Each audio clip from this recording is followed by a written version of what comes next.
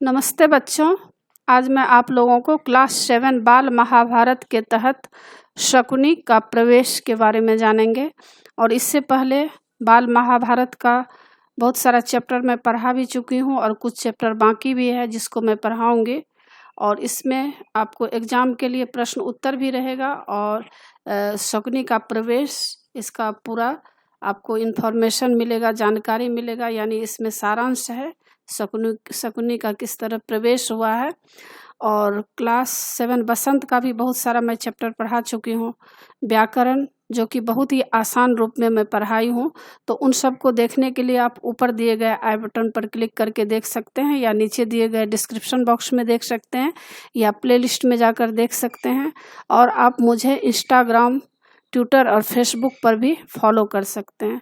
तो अभी हम लोग जानते हैं शकुनी का प्रवेश।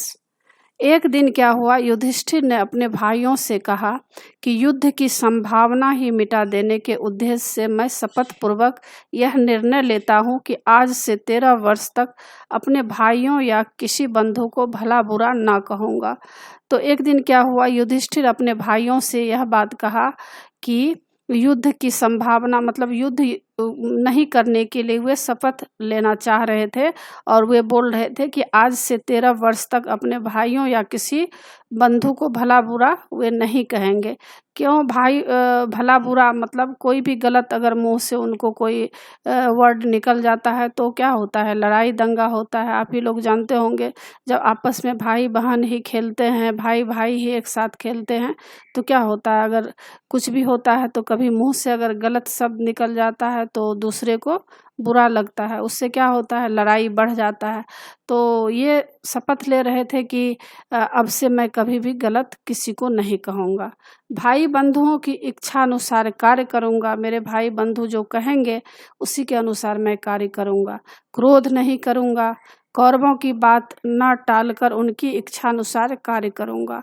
तो यह सब बात युधिष्ठिर सोच रहे थे कि यह सब अगर हम लोग नहीं करेंगे तो युद्ध नहीं होगा, किसी में बैर भावना नहीं होगा। भाइयों ने इस इच्छा पर सहमति व्यक्त की और जो चारों भाई थे वे भी इस बात पर सहमत हो गए कि ठीक है, हम लोग एक दूसरे को कभी भी गलत नहीं किसी को कुछ कहेंगे और प्रेम भाईचारे के साथ रहेंगे सब लोग मिलजुल कर।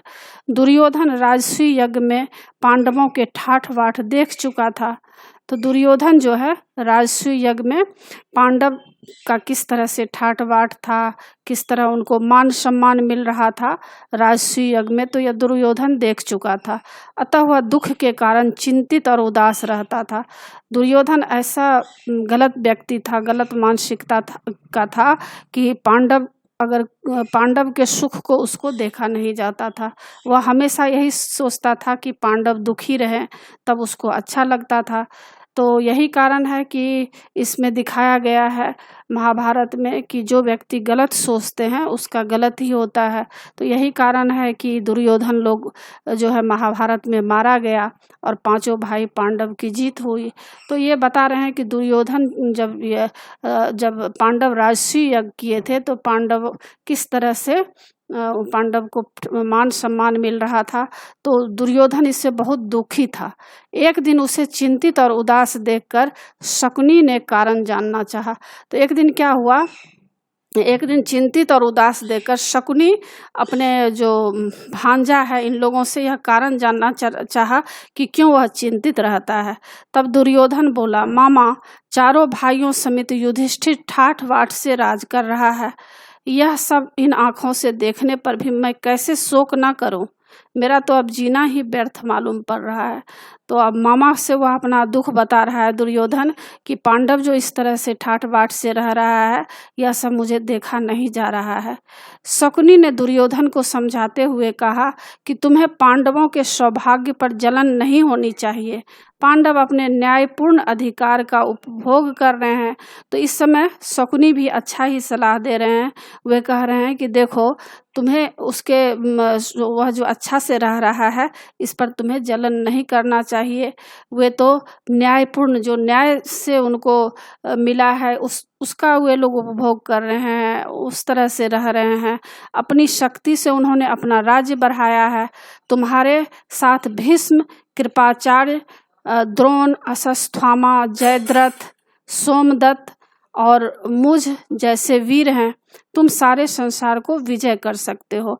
तो इस तरह से मामा उन्हें समझाते हैं कि तुम्हारे साथ भीष्म है, कृपाचार्य है, मैं हूँ और जयद्रथ है, अश्वत्थामा है, तो तुम्हें विजय मिल सकता है, संसार को विजय कर सकते हो तुम्हें दुखी नहीं होना चाहिए।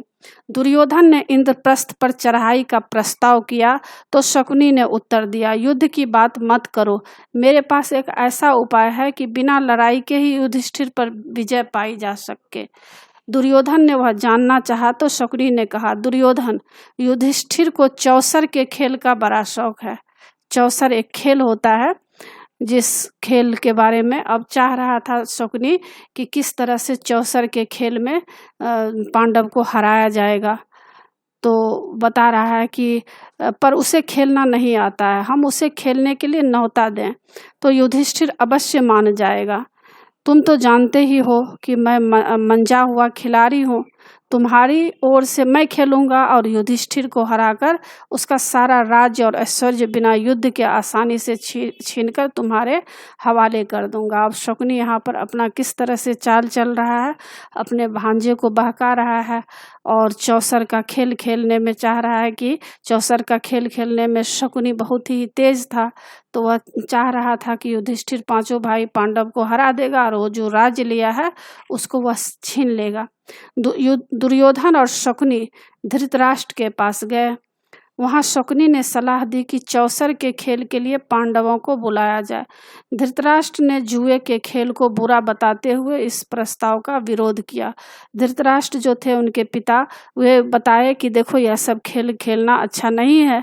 गुपचुप विदुर से भी सलाह ली, किंतु पुत्र मोह और दुर्योधन के आग्रह के सामने घुटने टेक दी। मतलब उनको धृतराष्ट्र को जो आदेश देना ही पड़ा।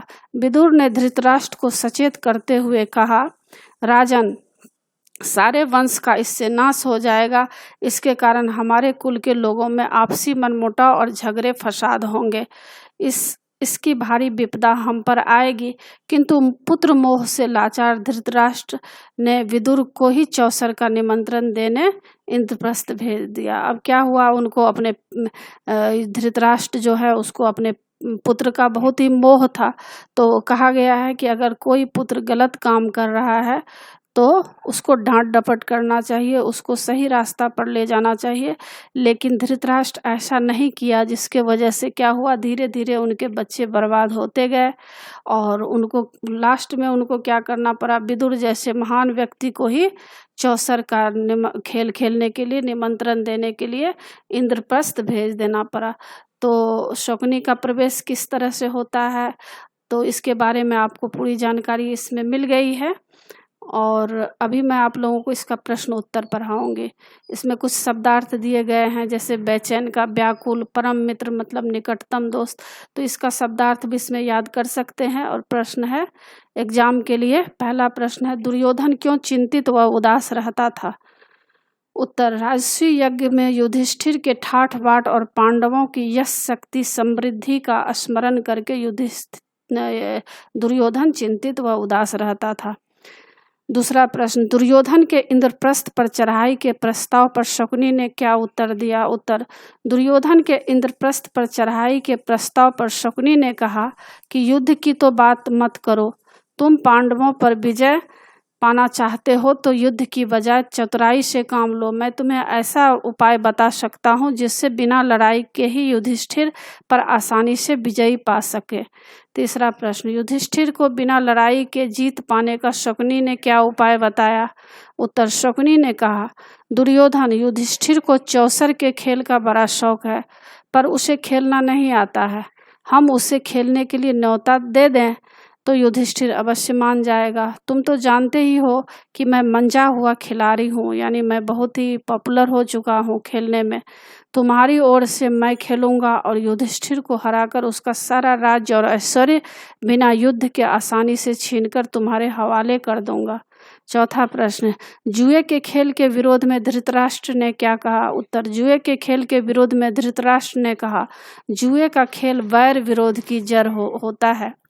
मतलब इसमें दुश्मनी हो जाता है। इसलिए बेटा मेरी तो यह राय है कि तुम्हारा यह विचार ठीक नहीं है, इसे छोड़ दो। 5वां प्रश्न, जुए के खेल के विषय में विदुर के क्या विचार थे? उत्तर, जुए के खेल के विषय में विदुर के विचार इस प्रकार थे। राजन, सारे वंश का इससे नाश हो जाएगा। इसके कारण हमारे कुल के लोगों को आपसी मनमुटाव और झगड़े फसाद होंगे। इसकी सारी भारी विपदा हम पर आएगी। 6ठा प्रश्न, पांडवों को चौसर के खेल का निमंत्रण देने के लिए किसे भेजा गया? उत्तर, पांडवों को चौसर के खेल का निमंत्रण देने के लिए विदुर को भेजा गया। तो बच्चों आप सारांश और प्रश्न उत्तर तो अच्छी तरह समझ गए होंगे, और इसमें कुछ बहुविकल्पी जो कि ऑब्जेक्टिव टाइप का भी प्रश्न रहता है, यह आपको पूछा जाएगा। 1 नंबर 2 नंबर का रहता है। इसमें 4 ऑप्शन रहेंगे, 1 ऑप्शन सही रहेगा। तो इसमें आप देखिए उत्तर भी दिया हुआ है। पहला प्रश्न है, दुर्योधन की चिंता का क्या कारण था? तो इसका ख उत्तर है, पांडवों की यश समृद्धि। दूसरा है, युधिष्ठिर पर विजय पाने के लिए शकुनी ने क्या उपाय सुझाया? तो इसका क उत्तर है, चौसर का खेल। तीसरा, जुए के खेल के बारे में धृतराष्ट्र ने क्या सलाह दी? इसका क उत्तर है, इसमें वैरभाव बढ़ सकता है। चौथा प्रश्न है, पांडवों को चौसर का निमंत्रण देने कौन गया? इसका उत्तर क है, विदुर। 5वां, पांडव कहाँ रहते थे? इंद्रप्रस्थ, ख का उत्तर है। तो इसके साथ ही पाठ की समाप्ति होती है। आशा है आप लोगों को सारा पाठ अच्छी तरह समझ में आ गया होगा। एग्जाम के लिए अच्छी तरह तैयार कर लीजिएगा। और बच्चों आप मेरे चैनल देव नागरी को ज़रूर सब्सक्राइब कीजिएगा, और सब्सक्राइब के बगल में बेल आइकन बटन है, उसे क्लिक कीजिएगा ताकि जो भी मैं वीडियो बनाती हूँ आप तक जल्द से जल्द पहुँच जाएगा। और लाइक कीजिएगा, शेयर कीजिएगा और कमेंट्स कीजिएगा। आगे फिर नए पाठ के साथ मैं मिलूँगी बच्चों। धन्यवाद।